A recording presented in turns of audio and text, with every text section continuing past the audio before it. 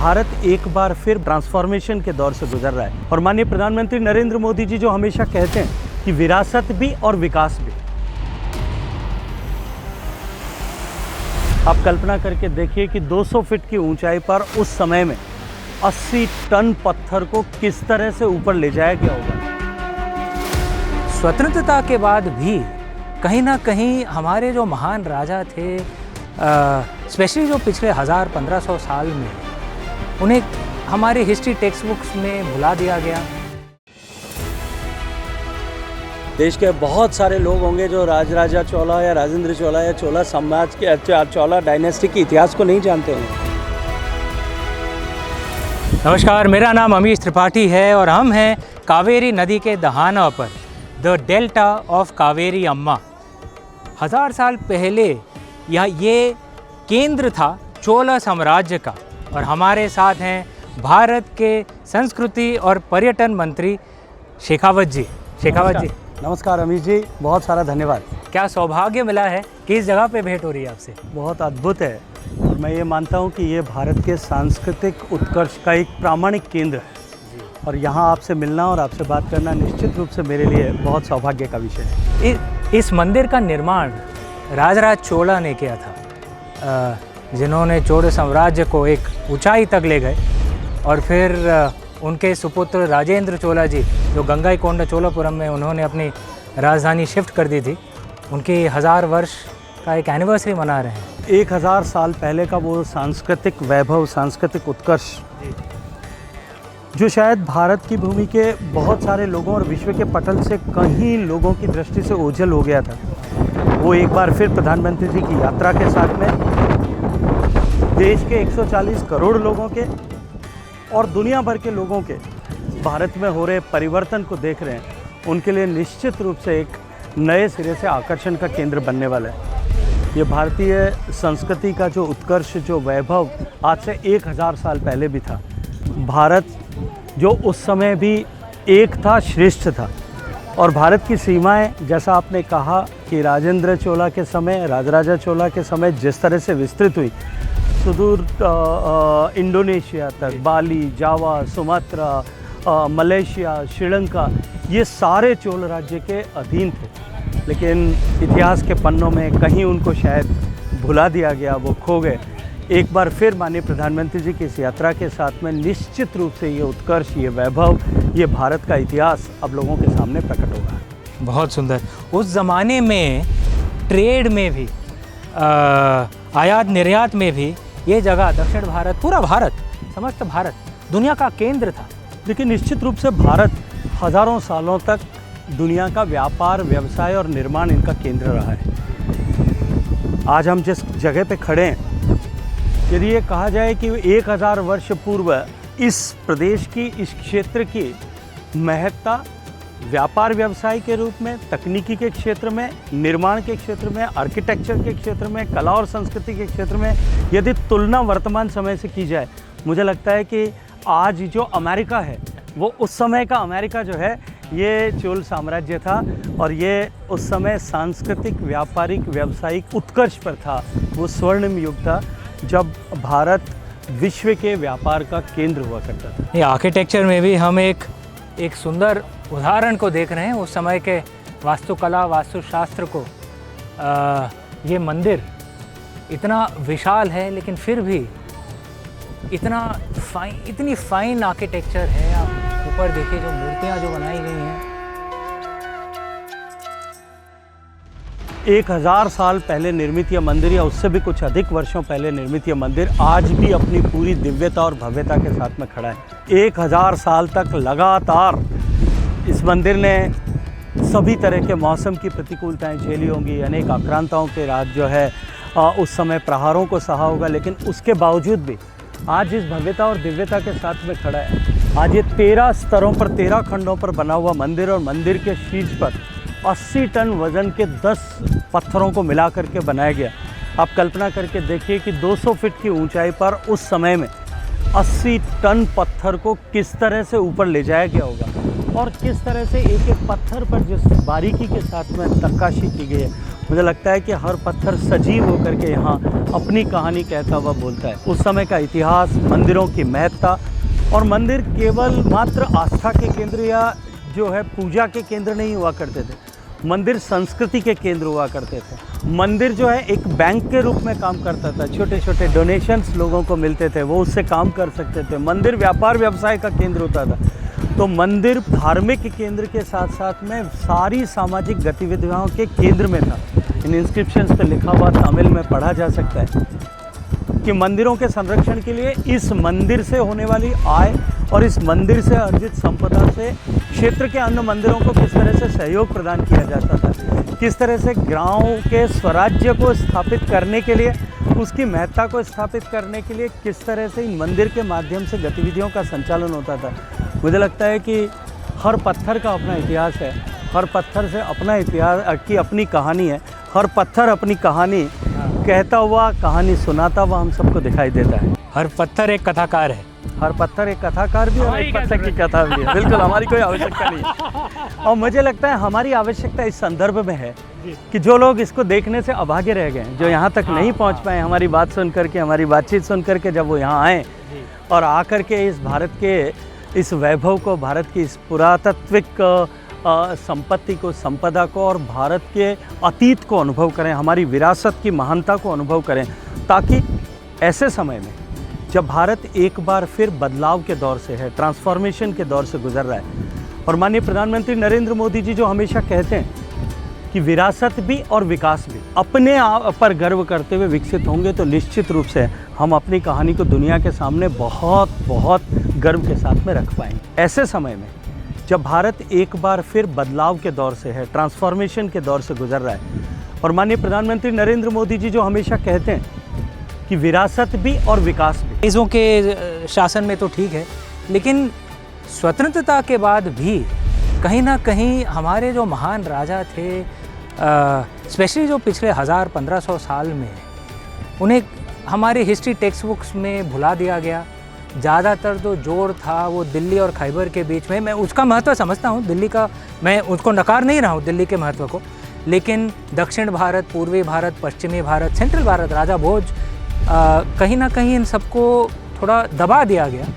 देखिए, 1000 साल तक भारत ने जो लगभग 1000 साल तक आक्रांताओं का ताप सहा, उनके साथ में जिस तरह लगातार युद्ध से, उस 1000 साल के कालखंड में भारतीयता को उतनी बड़ी चुनौती नहीं मिली थी। और मैं जिम्मेदारी से कहता हूँ ये बात कि जो 150-200 साल के उस अंग्रेज़ों के शासनकाल में सह आशय विद एन इंटेंट हमको जिस तरह से अपनी रूट्स के साथ में डिस्कनेक्ट किया गया, हमारी शिक्षा पद्धति को बदला गया, हमारे सोचने के तरीके को बदला गया, जो कुछ पश्चिम से आता है वही श्रेष्ठ है, ताकि हम अपनी विरासत पर गर्व करना समाप्त करते हैं। और जो समाज, जो राष्ट्र अपनी विरासत को भुला देता है, अपने इतिहास को भुला देता है, क्योंकि भारत में हज़ारों सालों के इस इतिहास में अनेक ऐसे हीरोज़ हुए जो अनसंग हीरोज़ हुए, जिनको शायद आज हम नहीं जानते। देश के बहुत सारे लोग होंगे जो राजा चोला या राजेंद्र चोला या चोला समाज के,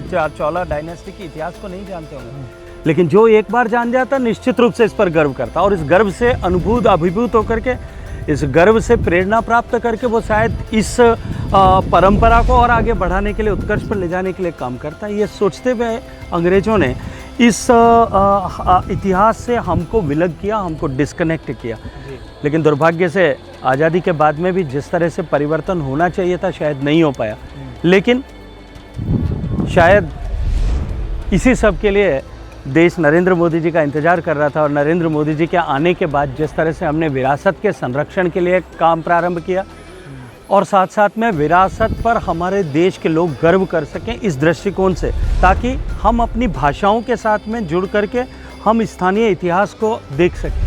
आज़ादी का अमृत काल के समय में जिस तरह से अनसंग हीरोज़ को आइडेंटिफाई करके उनको ग्लोरीफाई करने के एफर्ट्स किए गए, मैन्युस्क्रिप्ट मिशन के तहत भारत की लाखों ऐसी अमूल्य विरासत जो हमारी मैन्युस्क्रिप्ट्स के रूप में है, कहीं ताड़पत्र पे लिखी है, कहीं भोजपत्र पे, बार्क पे लिखी गई है, कहीं भोज के पत्तों पर लिखी गई है, कहीं सिल्क पर लिखी गई है, कहीं हस्त निर्मित कागज़ पर लिखी गई है, उन सब को जो है सहेजने, संवेदने, डिजिटाइज करके उस ज्ञान को हम विश्व के पटल पर लेकर के आएँ, ताकि भारत क्या था इसे लोग समझ सकें। हमारे पूर्वजों का ज्ञान विज्ञान के बारे में उनका उत्कर्ष या उन्होंने किस ऊंचाई को प्राप्त किया था, आज विश्व जिन खोज को कर रहा है वो सारे गणनाएं खोज हमारे ऋषियों मनीषियों ने पहले की थी, ये सब विश्व के पटल पर आ सके। और इसके साथ साथ में हमारे सारे ऐसे स्थान जो हमारे लिए गर्व का केंद्र हो सकते हैं, गौरव के केंद्र हो सकते हैं, उन सब केंद्र स्थानों का पुनर्निर्माण हो सके, उनको नई भव्यता प्रदान की जा सके, दिव्यता प्रदान की जा सके। काशी का कॉरिडोर होगा, उज्जैन का महाकाल मंदिर होगा, या सोमनाथ का मंदिर होगा, जगन्नाथपुरी का मंदिर होगा, ऐसे सारे केंद्रों को, गंगईकोंडा चोलापुरम का मंदिर होगा, ऐसे सारे मंदिरों को, ऐसे सारे भारत के सांस्कृतिक स्थलों को, क्योंकि मंदिर केवल पूजा या आस्था का विषय नहीं है, ये भारत के सांस्कृतिक वैभव के द्योतक है। इन सब मंदिरों पर लोग गर्व कर सकें, आने वाले समय में दुनिया भर के और देश भर के लोग आकर के उनको देख सकें। इस दृष्टिकोण से जो कुछ काम हुआ है, मैं ये मानता हूँ कि this is the era of the cultural reawakening of our country. हमारे देश के सांस्कृतिक पुनर्जागरण का दौर है, और जब सांस्कृतिक पुनर्जागरण के दौर की मैं बात करता हूँ तो हम अपने विचारों में, अपने व्यवहार में, अपनी संस्कृति में, और इसके साथ साथ में विश्व पटल पर भारत की संस्कृति को रखने में हम नए सिरे से अपने पुराने वैभव को दर्शा सकें। इस सब के लिए समन्वित प्रयास माननीय प्रधानमंत्री जी के नेतृत्व में हो रहा है। शेखावत जी, हम लोग यहाँ कावेरी डेल्टा में हैं, ये पूरे दक्षिण भारत में। हमारा परिवार मूलतः वाराणसी का है, मैं रहता मुंबई में हूँ, आप राजस्थान के हैं, लेकिन फिर भी हम लोग यहाँ पे आते हैं तो लगता है ये भी अपना है, ये है भारत में अनेकता में एकता। देखिए, निश्चित रूप से भारत जो कि विविधताओं से भरा हुआ देश है, बोली की, भाषा की, खान पान की, पहनावे की, पूजा पद्धति की, अनेक तरह की विविधताएं भारत में हैं। भौगोलिक विविधताएं भी है, वहाँ सुदूर पहाड़ है, बर्फ़ से ढके हुए उत्तर भारत में, यहाँ भारत भूमि के पांव पखारता हुआ समुद्र है, घने जंगल हैं कहीं एक तरफ, तो दूसरी तरफ मेरा क्षेत्र जो है राजस्थान, वहाँ रेगिस्तान है। लेकिन इतनी सारी विविधताओं के होते हुए भी सदियों से इस भारत भूमि को एकता के सूत्र में बहुत सारे तत्वों ने बांधा है। हज़ारों साल के उदाहरण उठा करके देखिए, सुदूर केरल के कालेड़ी गांव में जन्मा हुआ शंकराचार्य बालक वहां से पदयात्रा प्रारंभ करता है, देश के चारों कोनों पे जा करके 32 साल की उम्र प्राप्त करते करते तक देश को एकता के सूत्र में बांधकर एक पूजा पद्धति को स्थापित करके केदारनाथ तक ज्योतिर्पीठ की स्थापना कर देते हैं। ऐसे अनेक उदाहरण भारत में खोजने को मिलेंगे। हज़ारों सालों के भारत के इतिहास में भारत चाहे विभिन्न शासन व्यवस्थाओं में विभक्त रहा होगा, लेकिन कुंभ के अवसर पर पूरा भारत एक साथ संगम पर आता था। ऐसे बहुत सारे तंतु थे जो भारत को एकता के सूत्र में बांधते हैं। हमारा धर्म, हमारी संस्कृति, हमारे पूजा पद्धतियों की विविधता के बीच में भी एकता, हमारे कवियों की कथाएं और हमारा इतिहास, ये निश्चित रूप से हम सबको एक करता है। मैं जब राजस्थान का जन्मा हुआ व्यक्ति यहाँ करके खड़ा होता हूँ, मुझे लगता है कि अपने पूर्वजों की इस हाथी को देख करके निश्चित रूप से गर्व होता है और सीना 56 इंच का हो जाता है। नहीं, एक और उदाहरण तो राजराज चोला के सुपुत्र राजेंद्र चोला का है, क्योंकि जब उन्होंने बंगाल तक शिकस्त पा ली थी, उन्होंने अपना एक नया टाइटल ले लिया, अपना नाम बदल दिया, गंगईकोंडा, जिसने गंगा जी के पानी को चखा हो, हाँ, यहाँ तक ले आए और नए कैपिटल की स्थापना की उन्होंने, नए राजधानी की, जिसका नाम रखा गंगईकोंडा चोलापुरम। उनके लिए इमोशनल मोमेंट था। राजेंद्र चोला, जब चोल संप्रदाय और दक्षिण भारत के किसी शासक ने गंगा के तट तक, उस तक के क्षेत्र को अपने अधिकार क्षेत्र में सम्मिलित किया, जब उनकी सेनाओं ने पहली बार गंगा का अमृतमय पानी चखा, ऐसा कहते हैं, इतिहास में लिखा है कि लाखों मिट्टी के पात्रों में भरकर अपने हाथी और घोड़ों पर लाद करके वो गंगा का पानी लेकर आए, और मंदिर के पास जो सरोवर बनाया, उस सरोवर में गंगा के पानी से उसको भरा। गंगा भी एक ऐसा तत्व है जो दक्षिण भारत से लेकर के उत्तर भारत तक के लोगों को एकता के सूत्र में बांधती है। ऐसी अनेक चीज़ें हैं, और इन सब के बाद में आज आज़ाद भारत में हमारा तिरंगा, हमारी भारत माता की अवधारणा हम सबको एकता के सूत्र में बांधती है। यहाँ पे राजेंद्र चोला के मंदिरों में, राजराज चोला के मंदिरों में भी तमिल लिपि में, तमिल में लिखा हुआ है, लेकिन ग्रंथ लिपि में संस्कृत भी लिखा हुआ है कुछ जगहों पे, तो ये एक तरह से समन्वय दिखाता है। निश्चित रूप से संस्कृत का जितना संस्कृत को समृद्धि दक्षिण भारत में मिली है, जितनी संस्कृत को संरक्षण और समृद्धि दोनों तमिलनाडु में मिली है। एक उदाहरण ये है, एक मैंने सुना था कि आप दक्षिण भारत में तमिलनाडु में जो शब्दों का उच्चारण सुनेंगे राम, जो संस्कृत में एक्चुअली सही है, क्योंकि म में हलंत नहीं है, लेकिन उत्तर भारत में राम हो गया है, एक्चुअली राम है संस्कृत में, लेकिन दक्षिण भारत में वो सही शब्द का उच्चारण होता है। माननीय प्रधानमंत्री जी की प्रेरणा से अभी पिछले कुछ वर्षों से काशी तमिल संगम होना प्रारंभ हुआ है और सौराष्ट्र तमिल संगम होना भी प्रारंभ हुआ है।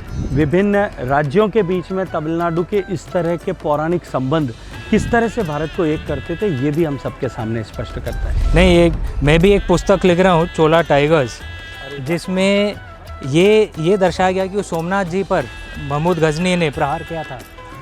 तो मेरी कल्पना ये है कि उन्होंने उस प्रहार का जवाब दिया, महमूद गजनी को एक असैसिनेशन स्क्वाड भेजा था।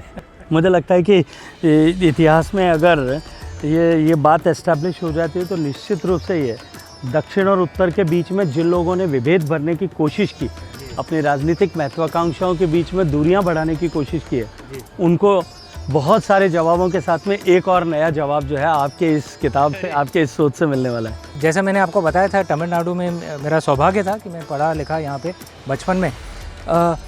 थिरुकुरल जो है वो पूरे भारत भर में सिखाना चाहिए, क्योंकि 4 पुरुषार्थों में से 3 के ऊपर बड़े सुंदर एक छोटे जिस तरह से उन्होंने दर्शन समझाया है, उन्होंने सामान्य मानवी जिसको समझ सके उस भाषा में 2 पंक्तियों में उन्होंने जो है सार तत्व को जिस तरह से लिखा है वो अद्भुत है निश्चित रूप से। नहीं, लेकिन हमारी शिक्षा अभी सुधार हो रहा है शिक्षा प्रणाली में, लेकिन ज़्यादा शेक्सपियर सिखाया जाता था, लेकिन थिरुकुरल नहीं सिखाएंगे, कालिदासन नहीं सिखाएंगे, भाषा नहीं सिखाएंगे। तो मैं शेक्सपियर विरोधी नहीं हूँ, लेकिन विरोधी हम किसी के भी नहीं हैं, लेकिन हमारे अपने चिंतकों के प्रति, हमारे अपने मनीषियों के प्रति, हमारे अपने विचारकों के प्रति, हमारे अपने लेखकों के प्रति जानकारी के अभाव में हमारा सम्मान न हो, निश्चित रूप से ये अब स्वीकार्य नहीं है। माननीय प्रधानमंत्री जी ने इसीलिए न्यू एजुकेशन पॉलिसी में इसका विधान किया कि व्यक्ति प्राथमिक शिक्षा तक अपनी मातृभाषा में पढ़े, मातृभाषा में सीखे, उसी में विचार करे, ताकि मातृभाषा के साथ में उसका संबंध जो है वो अक्षुण्ण बना रहे। हाँ, ऐसा नहीं होना चाहिए कि माँ कहे हल्दी दूध पियो तो अच्छा नहीं है, हाँ। लेकिन कोई कहे कि गोल्डन मिल्क वो ठीक है और उसके लिए 1000 रुपये दे दो। शेखावत जी, क्योंकि पर्यटन भी आपका एक कार्यभार है, तो पर्यटन में कई मॉडल्स हैं। एक तो है कि लोग पार्टी करने आते हैं, हमारे भी कुछ प्रांत है, विदेश में अभिता वगैरह में ज़्यादा होता है।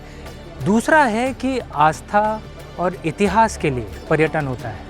इसमें क्या एक पर्यटक की जो कुछ भी अपेक्षा हो सकती है उस सब को लेकर के भारत में उसके रुचि का कोई न कोई विषय, कोई न कोई तत्व निश्चित रूप से मौजूद है। लेकिन पर्यटन भारत में परंपरा रही है, और परंपरा जो परिव्राजकों ने स्थापित की थी, जो मैंने शंकराचार्य की बात की, ऐसे इतिहास में हज़ारों लोग ढूंढे जा सकते हैं जो धार्मिक पर्यटन के लिए, दर्शन के लिए घर से बाहर निकल करके लोग जाते थे। हज़ारों सालों से भारत में इस तरह की आस्था की परंपरा थी। मैं देखता हूँ पुरानी जो तीर्थ स्थानों पर जो बहियाँ लिखने वाले लोग हैं, जो पंडा हैं, मेरी ग्रेट ग्रेट ग्रेट ग्रैंडमदर ने जब तीर्थ यात्रा की थी उसका उल्लेख वहाँ मिलता है, और उससे पता नहीं कितनी पीढ़ियों पहले से लोग इस तरह से पर्यटन कर रहे थे। भारत के धार्मिक पर्यटन स्थलों को जाने वाले सारे लोगों का अनुभव का स्तर ऊंचा किया जा सके, वहाँ सुविधाओं का निर्माण किया जा सके। माननीय प्रधानमंत्री जी के नेतृत्व में प्रसाद योजना इसको लेकर के प्रारंभ की गई थी, और लगभग अब तक 6000 करोड़ रुपयों का निवेश आने वाले तीर्थ यात्रियों के अनुभव के स्तर को ऊंचा उठाया जा सके, उनके एक्सपीरियंस को अपलिफ्ट किया जा सके, उसको लेकर के वहाँ टूरिज़्म फैसिलिटीज़ के निर्माण के लिए हमने काम किया है। और आने वाले समय में भी इस कमिटमेंट के साथ में, क्योंकि भारत में टूरिज़्म का बहुत इम्पॉर्टेंट वर्टिकल जो है वो स्पिरिचुअल टूरिज़्म है, इसको अपलिफ्टमेंट के लिए हम लोग काम कर रहे हैं। और जहाँ तक ये इंफ्रास्ट्रक्चर में जो भी इजाफा जो होगा, जो अभी हम लोग आए त्रिची एयरपोर्ट, इतना सुंदर एयरपोर्ट है। लेकिन निश्चित रूप से इंफ्रास्ट्रक्चर का जो डेवलपमेंट जिसकी चर्चा आपने की है, माननीय मोदी जी के नेतृत्व में 1.5 लाख किलोमीटर की सड़कें बनी हैं, एक्सप्रेसवेज बने हैं, हाईवेज बने हैं, देश में नया रेलवे इंफ्रास्ट्रक्चर बना है, देश का रेलवे इंफ्रास्ट्रक्चर अपग्रेड हुआ, आज 100% इलेक्ट्रीफाइड हो गया है, देश में नई semi high speed trains Vande Bharat के रूप में चलना प्रारंभ हुई है। इसके अतिरिक्त देश में लगभग 150 से ज़्यादा एयरपोर्ट आज काम कर रहे हैं, जो कभी संख्या 75 के आसपास हुआ करती थी। नया वाटरवेज डेवलप हो रहे हैं, लगभग 100 से ज़्यादा वाटरवेज आइडेंटिफाई किए गए हैं, कुछ पे काम शुरू हो गया है, कुछ फंक्शनल हो गए हैं। इन सब का निश्चित रूप से बेनिफिशियरी अगर कोई है तो टूरिज़्म सेक्टर है। प्रधानमंत्री जी के नेतृत्व में जिस तरह से भारत का आर्थिक विकास हुआ है, आज देश के दुनिया के सब लोग इस बात को मानते हैं, देश के एनालिस्ट इस बात को मानते हैं कि माननीय मोदी जी की सरकार की विभिन्न योजनाएं जो सामान्य मानवी के जीवन में परिवर्तन लाने के हेतु से बनाई गई थी और उनको धरातल पर उतारा गया। गरीब को घर मिले, हर गरीब के घर में गैस का चूल्हा हो, बिजली का कनेक्शन हो, उसके घर में शौचालय हो, उसके घर में बैंक का खाता हो, उसको जो है स्वरोजगारी बनाने के लिए जिस तरह के प्रयास किए गए, मुद्रा योजना, विश्वकर्मा योजना, हुनर योजना, उस्ताद योजना, इन सब के माध्यम से जिस तरह से आर्थिक प्रगति हुई, भारत में करप्शन को कम करके भारत के हितों में आर्थिक फैसले लेना, इस दृष्टिकोण से जो 10 साल में काम हुए, आज उसका प्रभाव है कि देश में 30 करोड़ लोग लगभग गरीबी की रेखा से बाहर निकले। भारत की इकोनॉमी जो है वो 2 ट्रिलियन से बढ़कर के 4 ट्रिलियन तक पहुंची। हम दुनिया के जो है टॉप 4 कंट्रीज़ में आगे, तीसरे में जाने की तैयारी कर रहे हैं। इस आर्थिक प्रगति ने भी टूरिज़्म को एक बहुत बड़ा बूस्ट दिया है। तो निश्चित ही देश के टूरिज़्म के दृष्टिकोण से मैं देखूं तो जिस तरह से भारत आर्थिक दृष्टि से प्रगति कर रहा है, इंफ्रास्ट्रक्चर में प्रगति हो रही है, उसके साथ साथ में भारत में जैसा मैंने कहा कि जो सांस्कृतिक पुनर्जागरण हो रहा है, हम अपने विषयों पर, अपने इतिहास पर, अपनी लेगेसी पर जब श्रद्धा रखने लगे, तब जो है आज की परिस्थिति में लोगों का भारत को देखने और जानने का जो है वो चाम नए सिरे से बढ़ा है।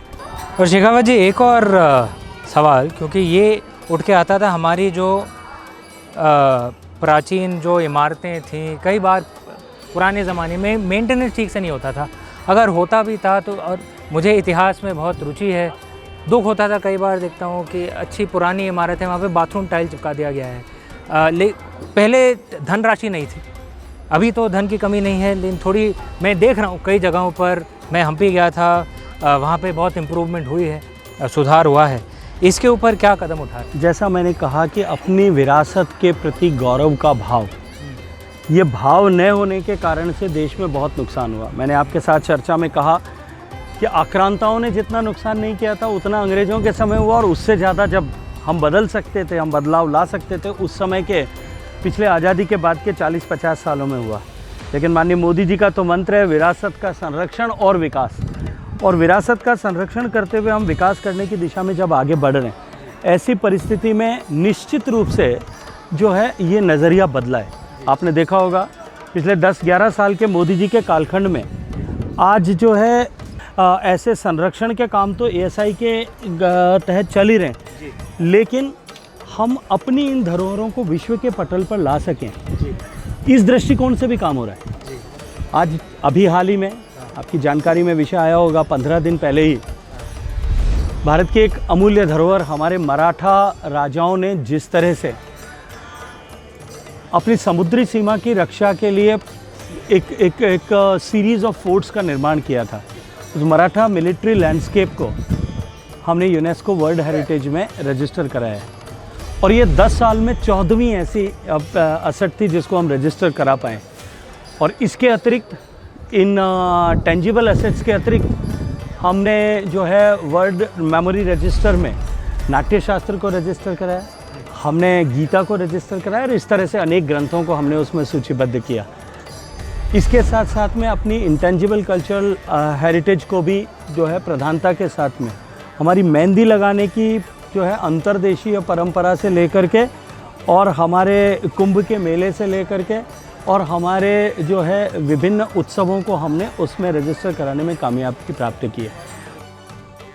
एक तरफ हम अपनी विरासत का, चाहे वो मूर्त है या अमूर्त है, उसके संरक्षण की गतिविधियों पर काम कर रहे हैं। दूसरा, क्योंकि अब हमने उस पर गर्व करना शुरू किया है, इसलिए अब चेतना व्याप्त हुई है। तो जो सरकारों के पास में है, चाहे राज्य सरकारों के पास में, उनकी संरक्षण की गतिविधियां भी कुछ बढ़ी हैं। जो प्राइवेट ऐसी कंट्रोल में या ओनरशिप में इस तरह की प्रॉपर्टीज़ हैं, आप राजस्थान में जा कर के देखिए, आज मध्य प्रदेश में जा कर के देखिए, गुजरात के बहुत सारे हिस्सों में जा कर के देखिए, उन्हें उनके संरक्षण के लिए भी काम हो रहा है। राजस्थान में जिस तरह से शेखावाटी में हवेलियाँ हैं, उन हवेलियों का पुनरुद्धार के लिए सरकार ने इनिशिएटिव लेकर के लेजिस्लेट किया कि आप उनको डिफेस नहीं कर सकते, वो प्राइवेट हैं, लोगों की है, लेकिन सरकार उसमें आगे आई है कि ये बेशक आपकी धरोहर होगी, आपकी व्यक्तिगत संपदा होगी, लेकिन ये समाज की धरोहर है, इसको अब समाप्त नहीं किया जा सकता, ये एक शरण है और इसकी चिंता करने की जिम्मेदारी हमारी है। तो ये जो नई चेतना आज लोगों के मन में आई है, निश्चित रूप से ये चेतना जो है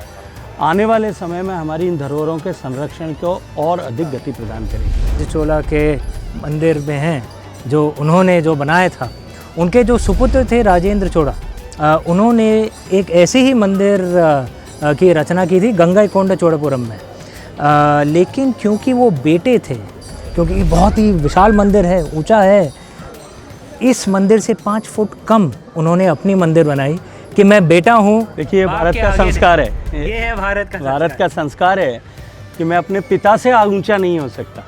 मैंने भव्य बनाया, मैंने दिव्य बनाया, लेकिन मेरी ऊंचाई मेरे पिता से, चाहे मेरा साम्राज्य बड़ा हो गया होगा, विस्तार बड़ा हो गया होगा, मैंने और भव्य बनाया होगा, लेकिन मेरी ऊंचाई मेरे पिता से ऊंची नहीं हो सकती। ये भारत का संस्कार है और यही भारत का संस्कार भारत को सम्मान दिलाता है, भारत के प्रति लोगों को जो है वो विश्वास पैदा करता है कि भारत में यदि हम कुछ हासिल करते हैं तो वो केवल अपने लिए नहीं, वो लोक कल्याण के लिए, विश्व बंधुत्व के लिए, मानव मात्र के कल्याण के लिए, जगत के कल्याण के लिए, जीव के कल्याण के लिए होता है। बहुत सुंदर कहा आपने।